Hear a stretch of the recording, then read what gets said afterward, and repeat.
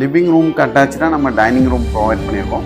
நான் நேரத்தில் சொன்ன மாதிரி இந்த டைனிங் ரூம்ங்கிறது எக்ஸிஸ்டிங் நம்ம வீடு ஆல்ட்ரு பண்ணுறதுக்கு முன்னாடி இதுதான் பழைய வீடாக இருந்துச்சு. இது ஒரு ஹால், இது ஒரு கிச்சன், இது ஒரு பெட்ரூமாக இருந்துச்சு.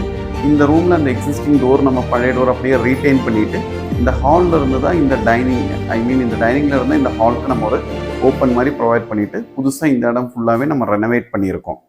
இதில் பார்த்திங்கன்னா ஒரு நீட்டாக ஒரு 4 சீட்டர் டைனிங் டேபிள் கொடுத்துருக்கோம். ஜென்ரலி எல்லோரும் என்ன பண்ணுவாங்கன்னு பார்த்திங்கன்னா 4 சீட்டர் டைனிங் டேபிளுக்கு 4 சேர் கொடுக்குறதுக்கு பதிலாக நம்ம 2 சேர் ப்ளஸ் ஒரு ஸ்டூல் மாதிரி பெஞ்ச் மாதிரி ப்ரொவைட் பண்ணியிருக்கோம்.